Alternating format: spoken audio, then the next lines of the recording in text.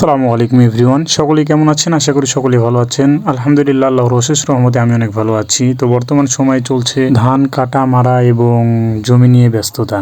তো আমাদের জমিতেও পাট লাগছে ধান কাটার জন্য এবং ঢোলাই করার জন্য। তো প্রায় 3টা বেজে যাচ্ছে, তারা এখনও বাসায় খাইতে আসেনি। তো খাওয়ার জন্য আমরা মাঠে ডাকতে গেছিলাম যে তাড়াতাড়ি যেন খাইতে আসে আর কি। আমাদের জমিতে কাজ করতে করতে চলে যায় অন্য আর এক জমির ধান ঢোলাই করার জন্য। তো সেই জন্যই আর কি ডাকার জন্য আমরা মাঠে আসছি। মাঠে এসে ভাবলাম একটা ভিডিও ধারণ করি। তো ভিডিও ধারণ করে আপলোড দিলাম। এইটা হচ্ছে আমার গ্রামের মাঠ থেকে। আমি ছোটবেলায় এগুলো ধান কাটার খুব কাজ করতাম, কিন্তু বড় হয়ে বর্তমান ব্যবসার কাছে ব্যস্ত থাকার কারণে এই ধান কাটা হয় না আগের মতো আর। তবে সবসময় চেষ্টায় থাকি এগুলো কাজ করার, কিন্তু সময় হয় না বিধায় আর করা হয় না। আমাদের এখানে রাস্তার সাইডে বিভিন্ন জায়গার লোক যাদের জমি মাঠে আছে, তারা সকলে একসাথে এইভাবে মাঠ থেকে ধান এনে এই জায়গাটাতে জমা করে সকলেই এই জায়গাতে ধান পেটানো হয়। আপনাদের এলাকায় ধান কাটা মারা কত দূর অবশ্যই কমেন্ট করে জানাবেন। এবং যে এই ভিডিওটি দেখছেন সে যদি জমি বা তার বাবা মায়েরা যদি জমি আবাদ করে থাকে, এটা অবশ্যই কমেন্ট করে জানাবেন। আর এইবার শীতের মধ্যে আপনারা কি আবাদ করার চিন্তায় আছেন, এটাও কমেন্ট করে জানাবেন। তো দেখতেই পাচ্ছেন কিভাবে লাত্তি গুড়ি দিয়ে গাড়ি লোড দিয়ে আমাদের এখান থেকে ধান নিয়ে যাচ্ছে।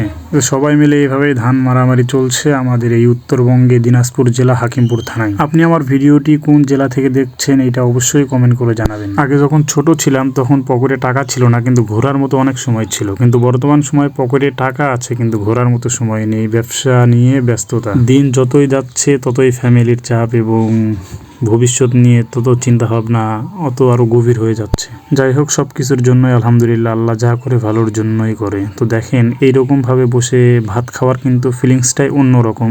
যারা মাঠে কাজ করে বেশিরভাগ এইভাবে রাস্তার সাইডে বা জমিতে বসে খায়। এই যে দেখেন তাদের সামানগুলো কেমন, দেখতে খুব ভালো লাগে। যে যার মতো ব্যস্ত সময় পার করছে, দেখতে সত্যি অসাধারণ লাগছে আমার। তো যাদেরকে এখানে খুঁজতে আসছিলাম তারা এখানে নাকি নেই। ওই সাইডে এক মাঠ আছে, ওই মাঠে আছে। শুধু যে আমি একাই খুঁজেছি তাই না, আমার সাথে হাঁসগুলোও খুঁজছে তাদেরকে। তো যাই হোক, এভাবে এখান থেকে হাঁসগুলোকেও ভিডিও করে আমি পরের যে সাইডে মাঠ আছে এই মাঠের এখানে চলে আসলাম। কিছুদিন আগে যখন মাঠে পানি ছিল তখন এই জায়গাটাতে প্রচুর পরিমাণ মাছ ছিল, এখনও আছে, তবে আগের তুলনায় কম আছে, কারণ ধরে বিক্রি করা হয়েছে। দেখেন গ্রামের ব্যস্ততা কেমন চলছে। কেউ ধান কাটা নিয়ে ব্যস্ত, কেউ ঢোলাই করা নিয়ে ব্যস্ত, কেউ আবার ধান শোকানো নিয়ে ব্যস্ত, কেউ আবার ধান সিদ্ধ করা নিয়ে ব্যস্ত। এই হচ্ছে গ্রামের হিসেব কিতাব। কিন্তু এই ধানগুলো সব পড়ে গেছে। এগুলো হিসাব কিতাব শহরের মানুষ বুঝবে না। শহরের মানুষ শুধু চাকরি করবে আর ঘরে বসে বসে এক থাল করে কিভাবে ভাত খাওয়া যায় এই চিন্তা ভাবনা করবে। অথচ বিশেষ করে যাদেরকে মূল্য বেশি দেওয়ার দরকার, এদেরকে সব থেকে বেশি মূল্য দেওয়া দরকার। যারা এত কষ্ট করে শ্রম দিয়ে জমি আবাদ করে ধান লাগায় এবং কষ্ট করে কাটা মারা, তারপরেও আমার জানা মতো শহরের মানুষ থেকে গ্রামের মানুষ অনেক সুখী। সুখ দুঃখ সব মিলেই জীবন। তো যাই হোক, ভিডিও অনেক লম্বা হয়ে যাচ্ছে, আমি আর বেশি কথা বাড়াতে চাচ্ছি না। তো আপনি আমার ভিডিওটি কোন জেলা থেকে দেখছেন অবশ্যই কমেন্ট করে জানাবেন। আর আমি ভিডিওটি যেখানে ধারণ করেছি এটা হচ্ছে আমাদের হাকিমপুর থানা হিলি থেকে ধারণকৃত করা হয়েছে। তো সকলে ভালো থাকবেন, সুস্থ থাকবেন এবং আমার জন্য দোয়া করবেন। আজকের মতো এই পর্যন্তই।